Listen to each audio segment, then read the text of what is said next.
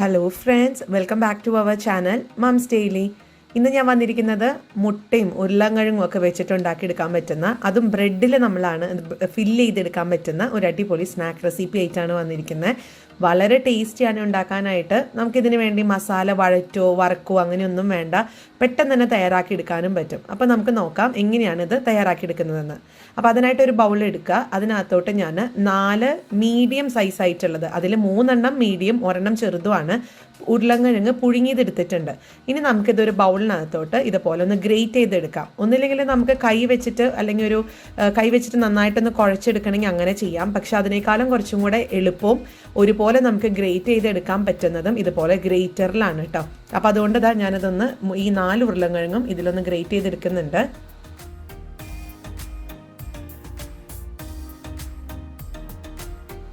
ഇനി ഇതിനകത്തോട്ട് 3 മുട്ട പുഴുങ്ങിയതും കൂടെ നമുക്ക് ചേർത്ത് കൊടുക്കണം. അപ്പോൾ അതിന് മുൻപ് ഞാൻ ഈ ഒരു ഉരുളക്കിഴങ്ങ് ഗ്രേറ്റ് ചെയ്തെടുത്തത് കാണിക്കാം. കണ്ടില്ലേ, എല്ലാ ഉരുളക്കിഴങ്ങും ഒരുപോലെ തന്നെ നമുക്ക് വന്നിട്ടുണ്ട്. അപ്പോൾ അങ്ങനെ ഇടയ്ക്ക് കട്ടയായിട്ട് കിടക്കും അങ്ങനെയൊന്നുമില്ല, നല്ല രീതിയിൽ തന്നെയാണ് ഒരുപോലെ കിടക്കുന്നത്. ഇനി നമുക്ക് ഇതേപോലെ തന്നെയാണ് മുട്ടയും ഇതുപോലെ നമുക്കൊന്ന് ഗ്രേറ്റ് ചെയ്തെടുക്കാം.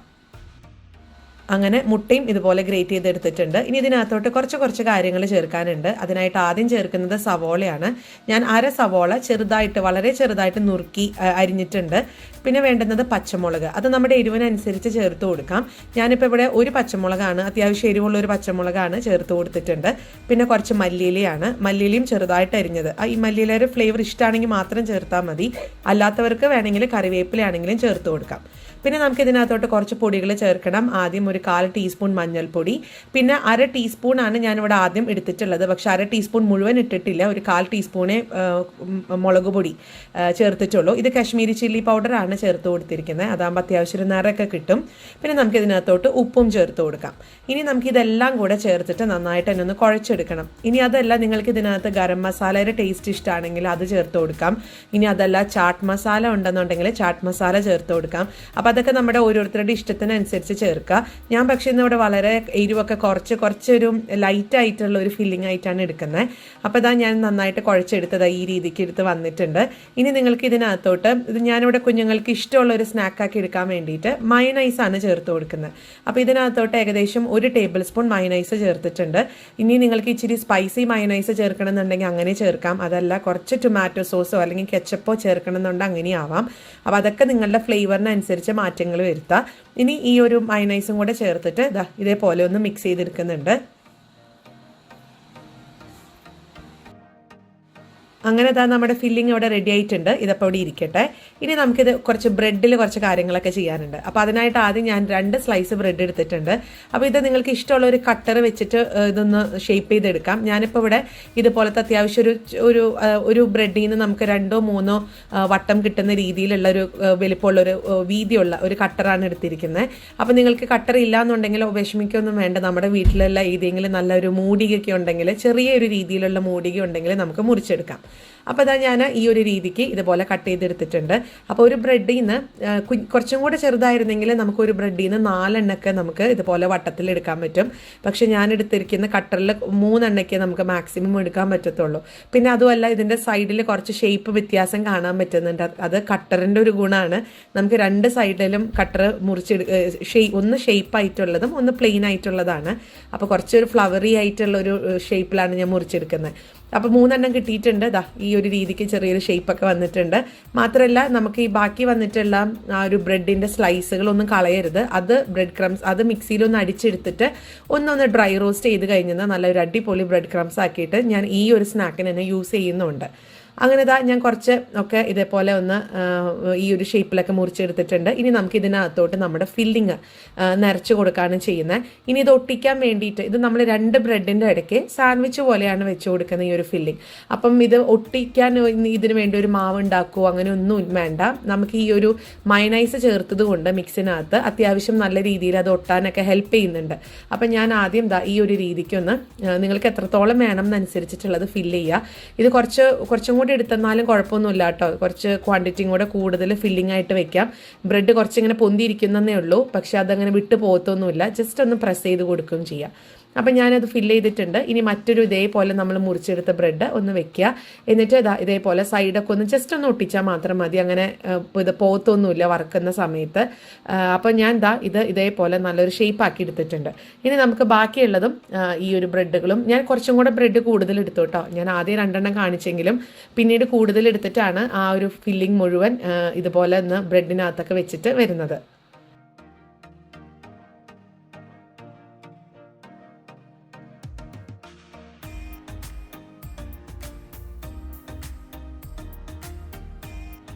അങ്ങനെ ഞാൻ ഇത്രയും നമ്മുടെ ബ്രെഡ് ഇതിന് പല പേരും പറയും കേട്ടോ. വീലെന്നും അല്ലെങ്കിൽ ഡിസ്ക്കെന്നും ഒക്കെ പറയാൻ പറ്റും. അതൊക്കെ നമ്മുടെ ഓരോരുത്തരുടെ ഇഷ്ടത്തിനനുസരിച്ച് പറയാം. അപ്പം ഞാനിന്നിവിടെ ഇത്രയുമാണ് ഇന്ന് ഫില്ല് ചെയ്തെടുത്ത് വന്നിട്ടുള്ളത്. ഇനി നമുക്ക് ഇതൊന്ന് മുക്കി പൊരിക്കണം. കട്ട്ലേറ്റ് ഒക്കെ പൊരിക്കുന്നത് പോലെ തന്നെയാണ്. അപ്പം അതിനായിട്ട് ഒരു ബൗൾ എടുക്കുക. അതിനകത്തോട്ട് 2 മുട്ടയുടെ മഞ്ഞയും വെള്ളം ഒരുപോലെ വേണം. അതോടൊപ്പം തന്നെ ഒരു 2 ടേബിൾ സ്പൂൺ പാലും കൂടെ ഒഴിച്ചു കൊടുക്കുന്നുണ്ട്. ഇത് തിളപ്പിച്ച് ചൂടാറിയിട്ടുള്ള പാലാണ്. എന്നിട്ട് ഒരു ഫോർക്ക് വെച്ചിട്ട് നന്നായിട്ട് തന്നെ മിക്സ് ചെയ്ത് കൊടുക്കുക. ഒട്ടും തന്നെ മഞ്ഞയുടെ ഒരു കട്ടകൾ പോലെ വരരുത്. ഈ ഒരു രീതിക്ക് മിക്സ് ചെയ്തിട്ടുണ്ട്.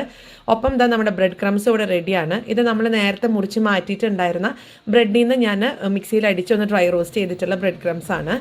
ഇനി നമുക്ക് ചെയ്യാനുള്ളത് ഈ ഒരു പീസ് എടുക്കുക. നമ്മുടെ മുട്ടയിൽ ഒന്ന് മുക്കി പൊരിച്ചെടുക്കുക.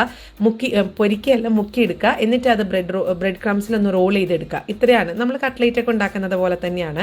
പിന്നെ ഇതുപോലെ ഇതൊരു വട്ടം ഒരു ഡിസ്കിൻ്റെ ഷേപ്പായിരിക്കുന്നത് കൊണ്ട് എല്ലാ സൈഡിലും ഒരുപോലെ ആവാൻ പ്രത്യേകം ശ്രദ്ധിക്കുക. ഇപ്പോൾ ഞാൻ ഈ ഒരു ബ്രെഡ് ക്രംസിലാണെങ്കിൽ ഇതുപോലെ ഒന്ന് ചുറ്റിച്ചെടുത്ത് കഴിഞ്ഞാൽ അതിൻ്റെ എല്ലാ സൈഡിലും ഒരുപോലെ തന്നെ ആയിക്കോളും.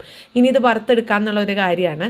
അപ്പോൾ അതിനായിട്ട് ഞാനൊരു പാത്രത്തിൽ എണ്ണ ചൂടാക്കാൻ വെച്ചിട്ടുണ്ടായിരുന്നു. മീഡിയം ഫ്ലെയിമിലായിരുന്നു ഞാൻ ചൂടാക്കാൻ വെച്ചിട്ടുണ്ടായിരുന്നത്.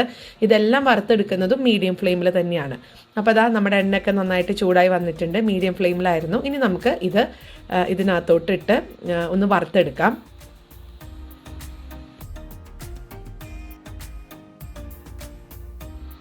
ഇനി ഇത് തിരിച്ചു മറിച്ചൊക്കെ ഇട്ട് ഇതേപോലെ എല്ലാ സൈഡിലും ഒരുപോലെ ആകത്തക്ക രീതിയിൽ കണ്ടോ. അതിങ്ങനെ ചക്രം പോലെ ഇങ്ങനെ വെക്കൊക്കെ വേണം കേട്ടോ. എന്നാലാണ് അത് ആ സൈഡുകളിലൊക്കെ ആയി വരത്തുള്ളൂ. അപ്പോൾ എന്താണെങ്കിലും നമ്മുടെ ഒരു സ്നാക്ക് ഇവിടെ റെഡി ആയിട്ടുണ്ട്. അപ്പം ഇത് നല്ലൊരു ബ്രൗൺ കളറൊക്കെ ആയിട്ട് വന്നിട്ടുണ്ട്. ഒത്തിരി അങ്ങ് കറുപ്പിച്ചെടുക്കേണ്ട കാര്യമില്ല. ബ്രെഡ് ജസ്റ്റ് ഒന്ന് മൊരിഞ്ഞാൽ മാത്രം മതിയാവും. ഇനി നമുക്കിതൊരു പാത്രത്തിലോട്ടൊന്ന് മാറ്റി വയ്ക്കാം. ഇനി ഞാനിതൊരു സെർവിങ് പ്ലേറ്റിനകത്തോട്ട് മാറ്റി വെക്കുന്നുണ്ട്. ഇത് തന്നെ നമുക്ക് പല രീതിയിലും ചെയ്യാം കേട്ടോ. നിങ്ങൾക്ക് ഇനി ഇതിനകത്ത് കുറച്ച് ചീസൊക്കെ ഫില്ല് ചെയ്ത് വെക്കണമെന്നുണ്ടെങ്കിൽ, പ്രത്യേകിച്ച് മോസറല്ല ചീസോ ചെഡാർ ചീസോ എന്ത് ചീസാണോ ഉള്ളത് അത് കുറച്ചൊക്കെ ഇതിനകത്ത് വെച്ച് നമ്മൾ വറുത്തെടുക്കുവാണെങ്കിൽ കുറച്ചും കൂടെ ചീസി ആയിട്ടുള്ള ഒരു ഫ്ലേവറിൽ നമുക്ക് കിട്ടും. അങ്ങനെ നമ്മുടെ സൂപ്പർ ഹെവി ആയിട്ടുള്ളൊരു സ്നാക്ക് റെഡിയാണ്. ഇത് ഒരെണ്ണം മതിയാവും. അപ്പടി നമ്മുടെ വയറ് നിറയും. അത്രയും ടേസ്റ്റിയാണ്, ഹെവിയാണ് കേട്ടോ. ഇപ്പം നിങ്ങൾക്ക് കാണാം നല്ല അടിപൊളിയായിട്ട് വന്നിട്ടുണ്ട്. ഇതിൻ്റെ കൂടെ ബെസ്റ്റ് കോമ്പിനേഷൻ എന്ന് പറയുന്നത് നമ്മുടെ ടൊമാറ്റോ കെച്ചപ്പ് തന്നെയാണ്. അപ്പോൾ എല്ലാവരും തീർച്ചയായിട്ടും ഒന്ന് ട്രൈ ചെയ്ത് നോക്കുക. എന്നിട്ട് എങ്ങനെ ഉണ്ടായിരുന്നു എന്നുള്ളൊരു അഭിപ്രായം അറിയിക്കുക. അതുപോലെ നമ്മുടെ ഈ ചാനൽ നിങ്ങൾ ആദ്യമായിട്ടാണ് കാണുന്നതെങ്കിൽ സബ്സ്ക്രൈബ് ചെയ്യാനും മറക്കരുത്. അപ്പോൾ അടുത്തൊരു വീഡിയോ ആയിട്ട് നമുക്ക് ഉടനെ കാണാം. അൻറ്റിൽ ദെൻ ബൈ.